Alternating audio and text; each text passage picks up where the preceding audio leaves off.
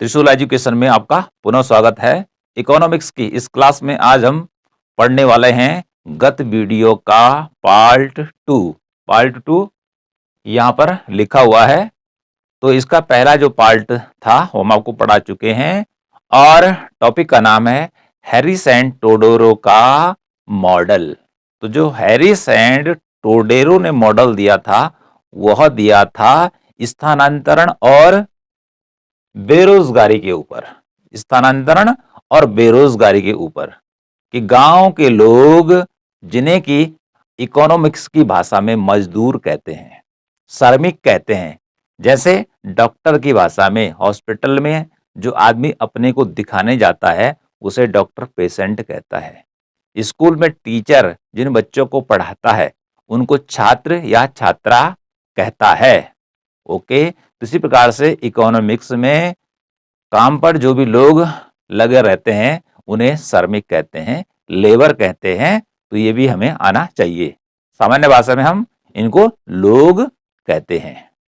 तो बात करते हैं दूसरे पार्ट में। आज मैं आपको क्या समझाने वाला हूं हैरिस एंड टोडेरो मॉडल के बारे में कि उसने जो डायग्राम बनाया कि किस प्रकार से गांव के जो मजदूर हैं कम मजदूरी के कारण शहरों की तरफ पलायन करते हैं, आते हैं, क्योंकि शहरों में ज्यादा मजदूरी है गांव की तुलना में। तो जब गांव के लोग शहरों की तरफ, ये गांव के मजदूर शहरों की तरफ आते हैं तो किस प्रकार से शहरों में भीड़ भाड़ बढ़ती है और बेरोजगारी फैल जाती है। तो ये सारी चीजें इसमें आएंगी। लेकिन इससे पहले जान लेते हैं कि गांव से जो लोग हैं, गांव से जो श्रमिक हैं वह शहर की तरफ पलायन क्यों करते हैं। स्थानांतरण जिसे कहा जा रहा है कि क्यों करते हैं पलायन, क्यों आते हैं शहर की तरफ।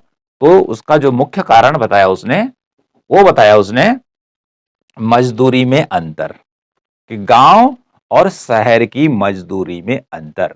गांव में मजदूरी कम मिलती है और शहर में ज्यादा मिलती है, इसलिए आदमी गांव छोड़कर शहर में नौकरी करने के लिए आता है कि मैं ज्यादा पैसा कमा सकूं। लेकिन होता कुछ और ही है। तो हम यहाँ पर पहले समझ लेते हैं कि गांव से शहर की तरफ के प्लान के बारे में। एक समीकरण यहां पर लेते हैं, क्या लिखा हुआ है, WA। जो WA है ये ग्रामीण मजदूरी है, इसका मीनिंग, ठीक है जी। W फॉर वेज और ये थोड़ा नीचे लिखना है एग्रीकल्चर।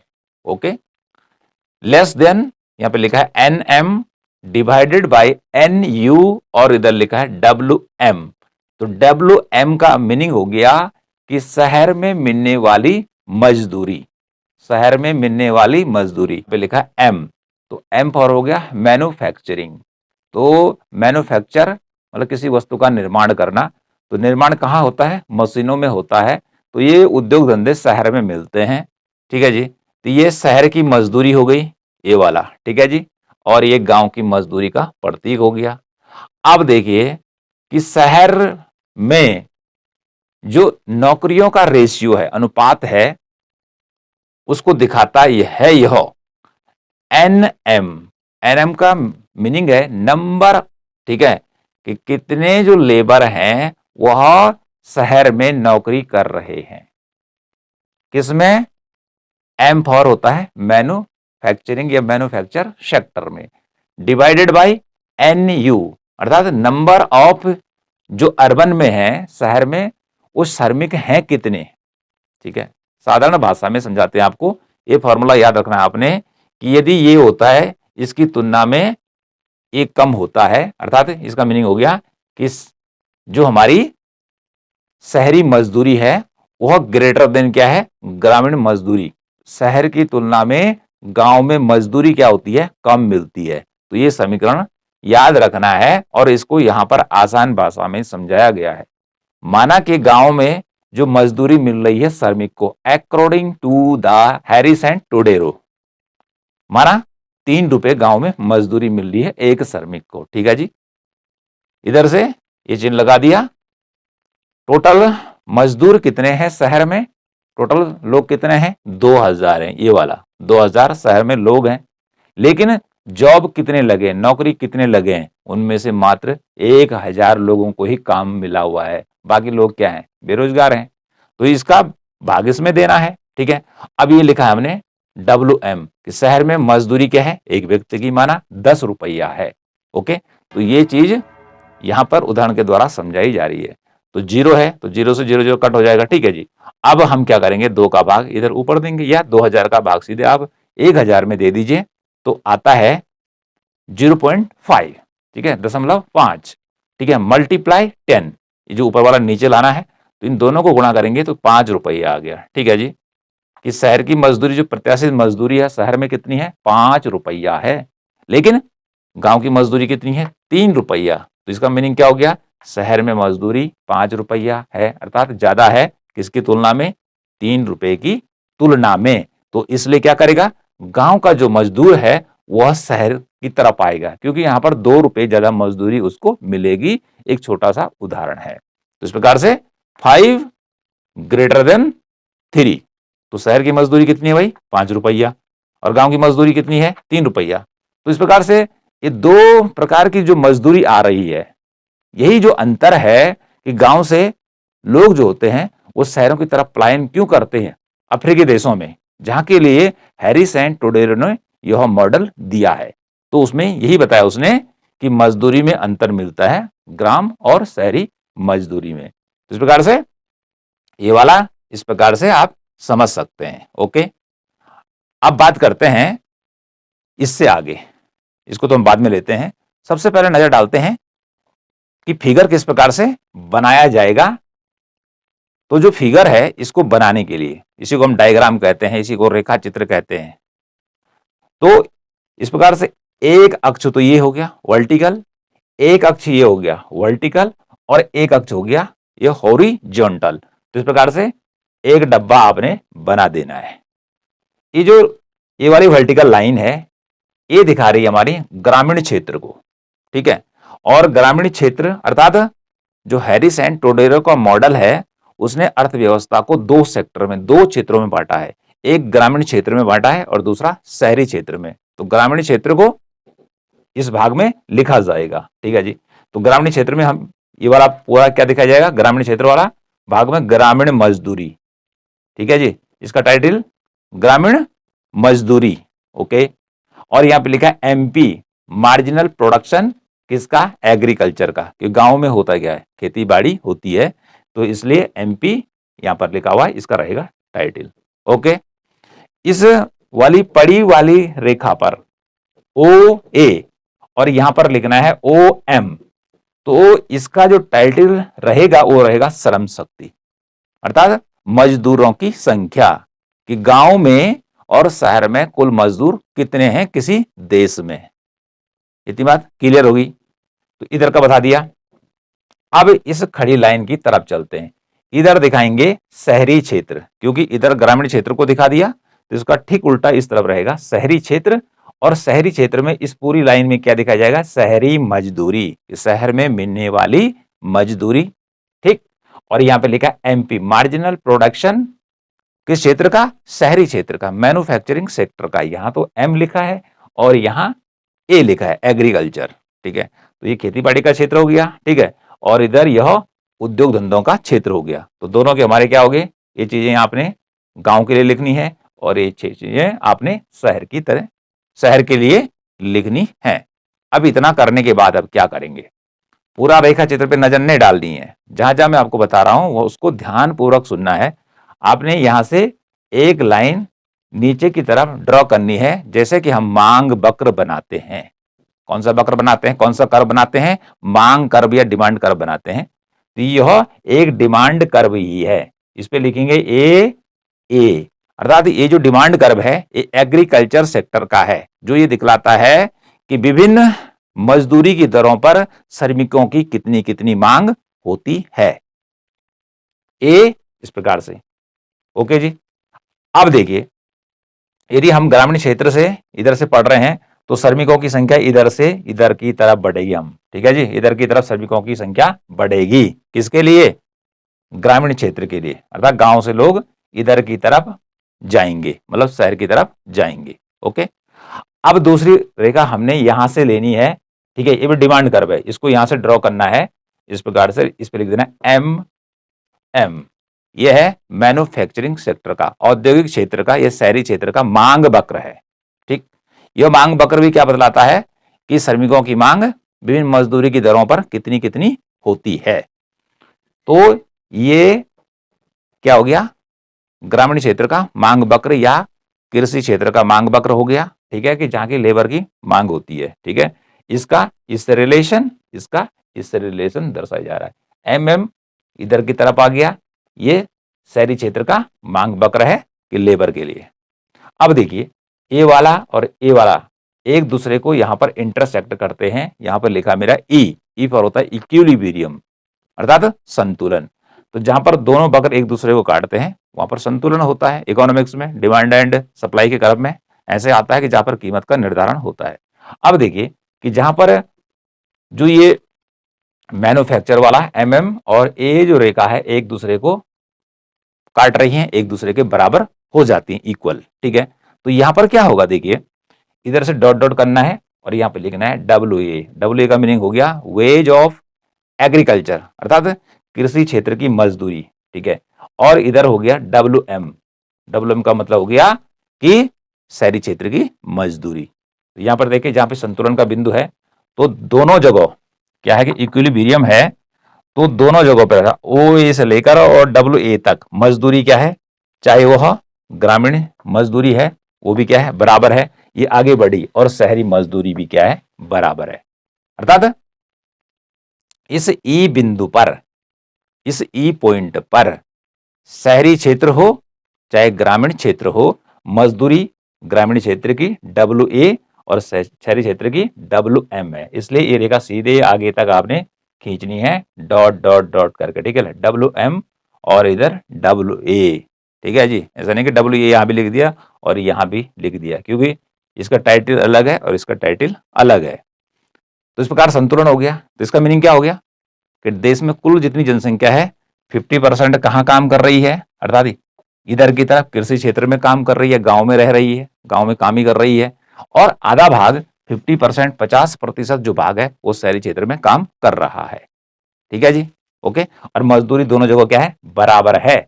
लेकिन यदि ऐसा होता है तो फिर पलायन नहीं होगा, गांव के लोग शहर को नहीं जाएंगे। क्यों नहीं जाएंगे, क्योंकि गांव में मजदूरी उतनी है, अर्थात ओ ए से लेकर डब्ल्यू ए गांव में मजदूरी है, और शहर में भी क्या है ओ एम से लेकर ओ एम डब्ल्यू है, अर्थात ये रेखा एक बराबर पे जा रही है, तो दोनों जगह मजदूरी बराबर है, दोनों जगह दिहाड़ी बराबर मिल रही है, तनख्वाह बराबर मिल रही है, इसलिए गांव से शहरों की तरफ लोगों का पलायन नहीं होगा, ओके।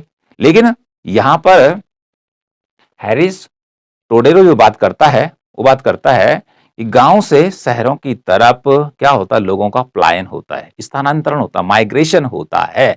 तो माइग्रेशन के लिए उसने क्या कॉज बताया, क्यों होता है, क्योंकि शहर में गांव की तुलना में मजदूरी क्या होती है ज्यादा होती है, शहर में दिहाड़ी ज्यादा मिलती है, ठीक है, आय ज्यादा प्राप्त करते हैं लोग, इसलिए गांव के लोग क्या करते हैं शहर की तरफ जाते हैं नौकरी की तलाश में कि ज्यादा पैसा मिलेगा, ज्यादा तनख्वाह मिलेगी, ठीक है जी, ज्यादा पैसा कमाऊंगा। अब नजर डालते हैं अगली बात पर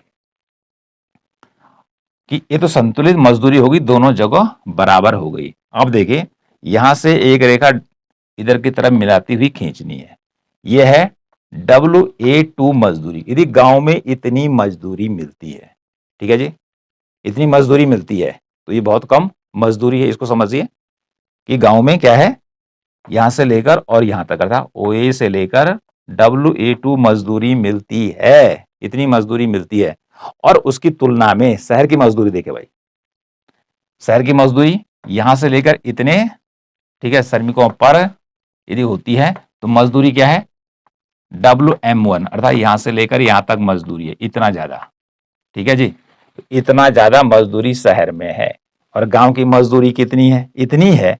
तो ऐसी स्थिति में क्या करेगा, गांव का आदमी जो है वो कहां जाएगा, शहर की तरफ जाएगा।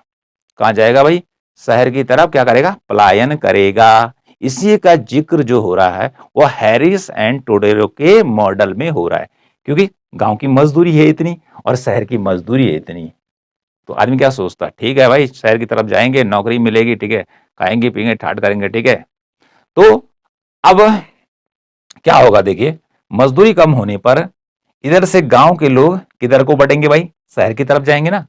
तो फिर गांव में लोगों की संख्या क्या होगी, कम होगी। अब नजर डालिए कि शहर में देखो भाई ओ एम से लेकर एन एम तक लोग काम पर लगे हुए हैं, तो उनकी मजदूरी कितनी है, यहां तक है, ठीक है जी, इतनी मजदूरी उनकी है। पढ़ना है इसको, ओ एम से लेकर WM1 है, तो इसको यहां से नीचे लाइन खींच दी, यहां पर लिख दी, ओके जी। अब क्या हुआ कि गांव के लोग क्या करेंगे, शहर की तरफ भागेंगे, लेकिन काम कितने लोगों को मिलेगा, यहां से लेकर यहां तक लोगों को काम मिलेगा, ओके जी। अब अगले पे नजर डालिए, यहां से हमने क्या करना है, एक लाइन नीचे खींचनी, इस पर लिखना है NA। अब गांव में क्या होगा, यहां से लेकर यहां तक, OA से लेकर NA तक मजदूर रह जाएंगे गांव में, ठीक है जी। और बाकी जो इतने लोग हैं, ठीक है, इससे इधर की तरफ बढ़ रहा है शहर की तरफ, ठीक है जी, तो इतनी पॉपुलेशन गांव की कहां चली जाएगी, मतलब यहां से लेकर और यहां तक पूरा का पूरा शहर में चला गया। तो इसका जवाब में क्या होगा कि ये रेखा यहां ऊपर ले जाना है इसको, ठीक है जी, और इधर को करना है, इस पे लिखना है WA1। अब देखिए जैसे ही यहां मजदूर कम इतने हुए, तो मजदूरी क्या हो गई, पहले इतनी थी, संतुलित मजदूरी इतनी थी, लेकिन उसके बाद इतनी मजदूरी और बढ़ गई, WA1, ठीक है। जैसे ही गांव में मजदूरों की संख्या कम हुई, तो यहां पर मजदूरी बढ़ गई। क्यों बढ़ी, क्योंकि इनका MP बढ़ गया, मार्जिनल प्रोडक्शन बढ़ गया, अर्थात खेती बाड़ी में ये उत्पादन ज्यादा करने लग गए, ठीक। इसलिए इनको क्या देने लगा, आदमी जिसके यहाँ काम कर रहे हैं मजदूरी ज्यादा देने लग गया, ठीक है। तो यहां से जब अधिकांश पॉपुलेशन, अर्थात इतनी पॉपुलेशन ही अब क्या रह चुकी है, गांव में रह चुकी है, अब बाकी शेष देखो भाई, यहां से लेकर और यहां तक तो पूरा शहर में चला गया।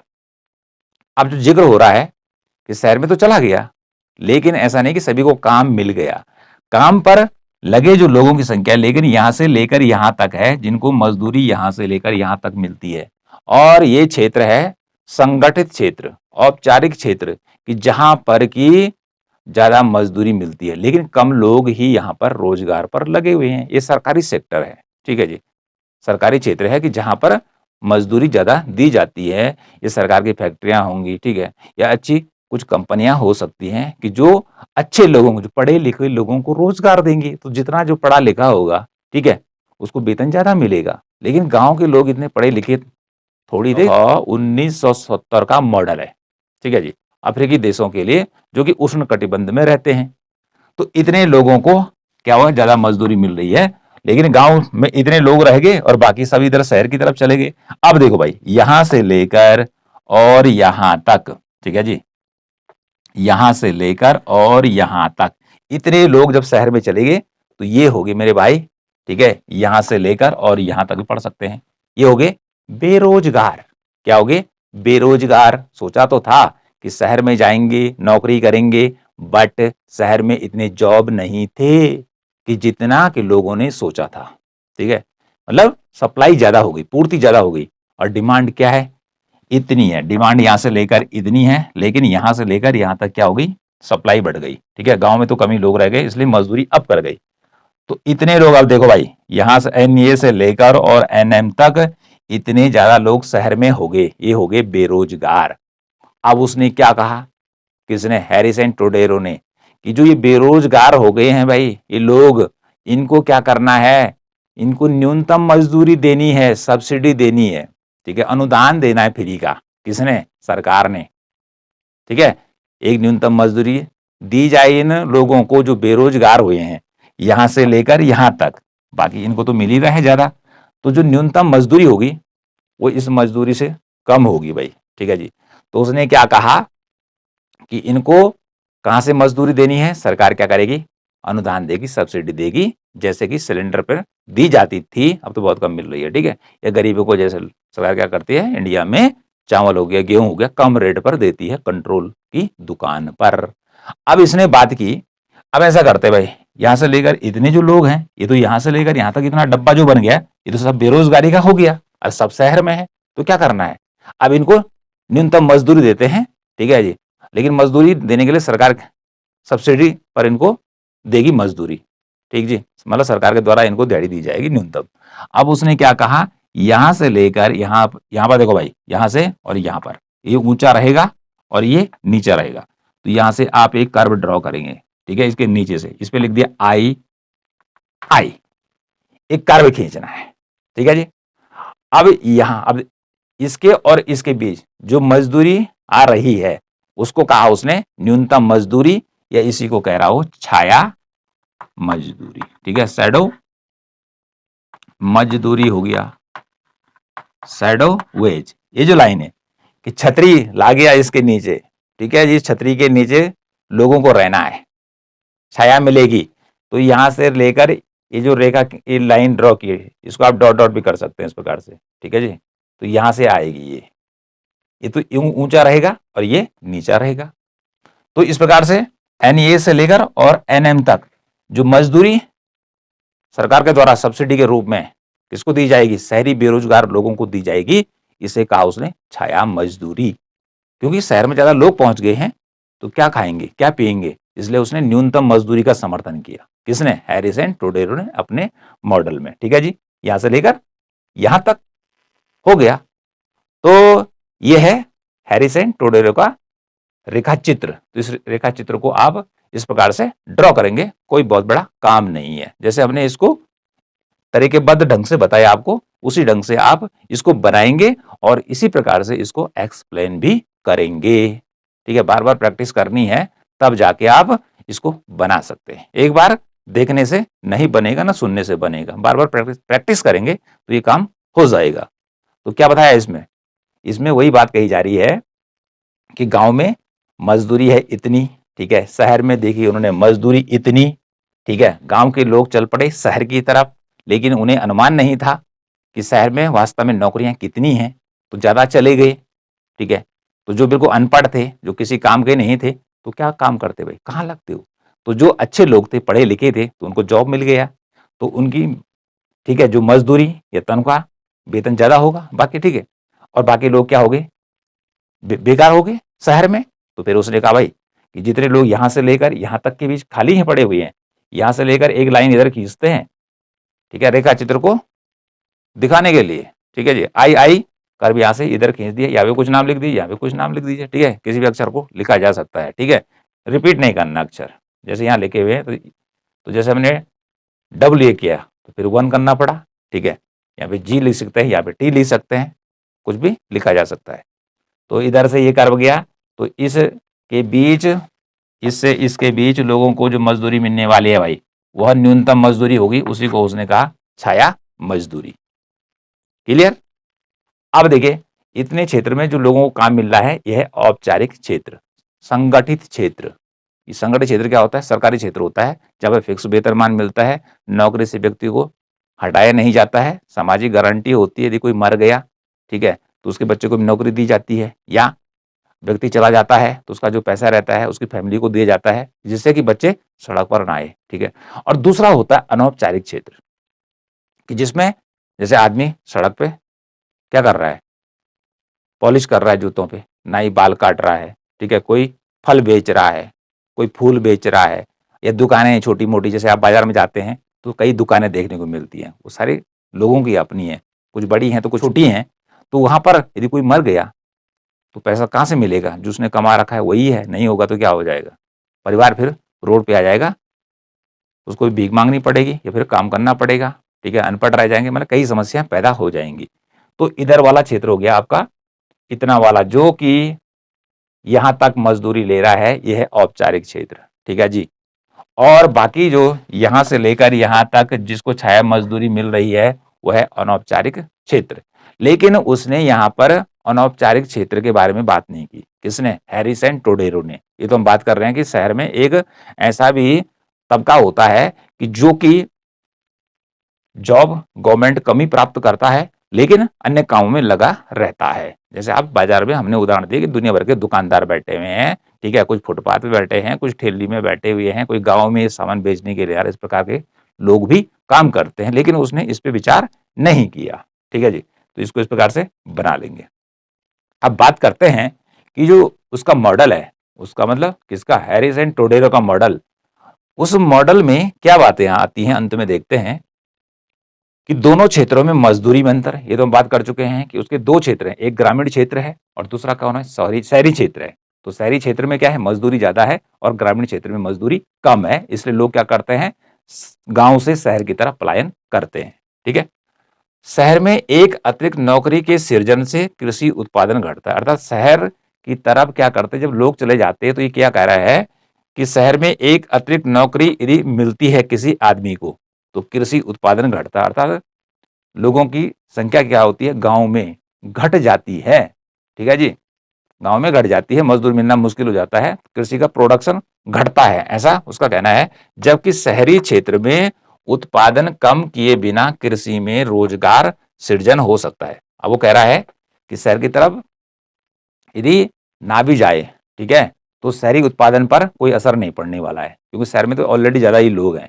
तो इसलिए क्या होगा कि शहरी क्षेत्र में उत्पादन कम नहीं होगा। ठीक है, और उसने कहा कि उसने कृषि पर फोकस किया कि कृषि क्षेत्र में रोजगार पैदा किया जा सकता है। भाई सब लोग शहर में आ गए तो रोजगार कहाँ मिलेगा, कृषि में रोजगार पैदा कीजिए, अर्थात जैसे भारत में हरित क्रांति लाई गई, ठीक है जी, नई नई तकनीकी का यूज किया गया, प्रोडक्शन बढ़ा तो ज्यादा लोगों को रोजगार मिला।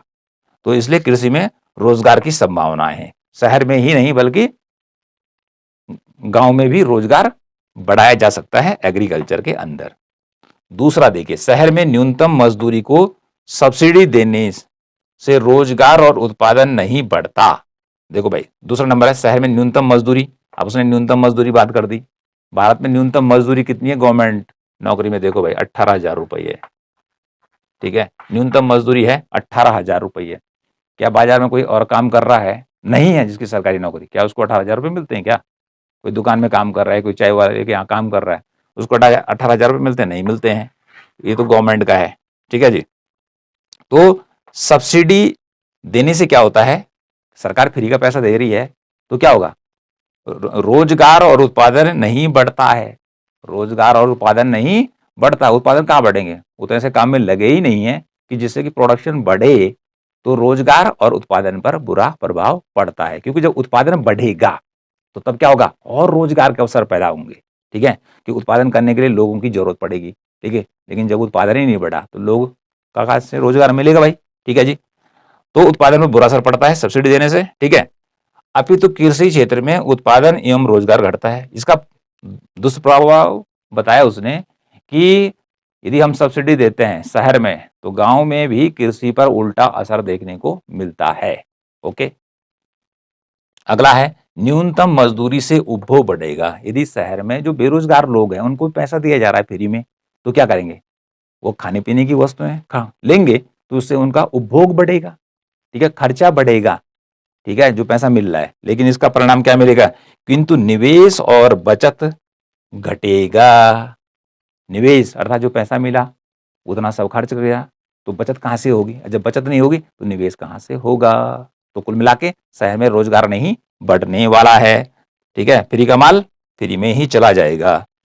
चौथा देखिए, सब्सिडी देने के लिए उसने क्या कहा कि सब्सिडी वे सरकार देगी, तो कहां से देगी, उन्होंने कहा टैक्स लगाएंगे, एक मुश्त टैक्स लगा दो। किसने, हैरिस एंड टोडेरो ने अपने मॉडल में कहा कि जो सब्सिडी आप बेरोजगार लोगों को शहर में देंगे तो उसके लिए पैसा कहां से आएगा।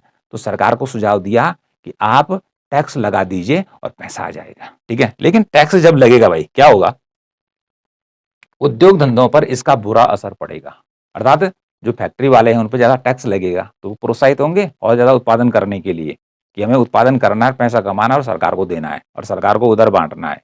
तो फिर जो उद्योगपति हैं वो ज्यादा उत्पादन करने के लिए काम नहीं करेंगे, क्योंकि उनको घाटा होगा, उन पर ज्यादा टैक्स लगेगा। यदि टैक्स कम लगेगा तो ज्यादा उत्पादन करेंगे, तो ज्यादा उत्पादन करेंगे तो ज्यादा लोगों को काम मिलेगा।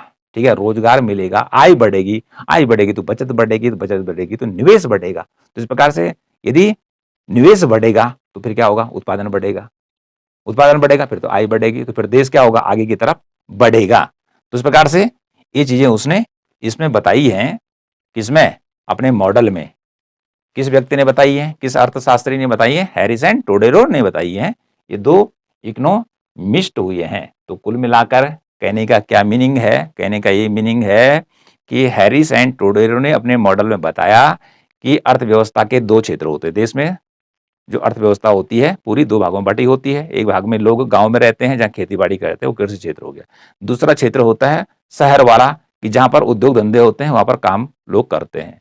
शहर में मज़दूरी उद्योग-धंधों में ज़्यादा होती है, सरकारी सेक्टर में ज़्यादा क्या होती है, वेतनमान होता है, और गाँव में कम होता है। तो गाँव के लोग शहर की तरफ आते हैं कि हमें भी ज़्यादा वेतन मिलेगा, लेकिन सभी को रोज़गार नहीं मिलता है, जिससे शहर में बेरोज़गारी फैल जाती है। बेरोज़गारी फैलने पर वो कहता है कि भाई ऐसे में इनको एक न्यूनतम मज़दूरी दी जाए, ठीक है। अब ये न्यूनतम मज़दूरी जो हमने यहाँ बताया, छाया मज़दूरी की बात की उसने, कि न्यूनतम मज़दूरी दी जाए, तो जिससे कि ये अपना जीवन यापन चला सके, ये बात उसने कही, ठीक है। आगे उसने कहा कि न्यूनतम मज़दूरी के लिए पैसा कहाँ से आएगा? उसने कहा सरकार को एक मुश्त कर लगाना चाहिए। टैक्स लगाओ लोगों पर जिनके पास पैसा ज़्यादा है, ठीक है जी, और उनका पैसा यहाँ खर्च करो। तो कुल मिलाकर शहरों में जो बेरोजगारी बढ़ी, गांव से लोग जो शहर की तरफ गए, इस ओर उसने ध्यान दिलाने का प्रयास किया। साथ में ये भी आता है कि भाई जब शहर में, ठीक है, शहरी क्षेत्रों में, नगरों में भीड़-भाड़ बढ़ रही है, रोजगार के अवसर घट रहे हैं, तो अब क्या करना है कि हमें गांव की तरफ अर्थात कृषि क्षेत्र का विकास करना है। इससे हमें यह संदेश मिलता है, सरकार को ये बात कही उन्होंने कि शहर में भाई जब इतनी बेरोजगारी फैल रही है, तो आपने क्या करना है, एग्रीकल्चर जो सेक्टर है, जो पिछड़ा हुआ है, अफ्रीकी देशों की बात कर रहा हूं मैं, ठीक है, उस एग्रीकल्चर सेक्टर का विकास करना है, और जिससे कि इधर जो शहरों की तरफ ज़्यादा लोग गए हैं, जो नगरों में लोगों का जो ज़्यादा प्रेशर बढ़ा है, उस प्रेशर को घटाना है, और गाँव में क्या करना है, रोजगार के अवसर पैदा करने हैं, जिससे बेरोजगारी में कटौती हो। ठीक है जी। तो इस प्रकार से ये है हैरिस एंड टोडेरो का मॉडल। आई होप कि यह मॉडल आपकी समझ में आ गया होगा।